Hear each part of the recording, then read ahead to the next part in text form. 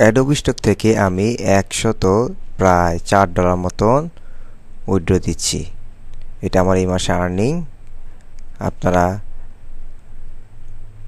এখানে আমি ক্লিক দিচ্ছি এবং পে আউটে ক্লিক করছি এবং no I am not US tax resident click দিচ্ছি, তারপরে ট্রান্সফার দিয়ে দিচ্ছি।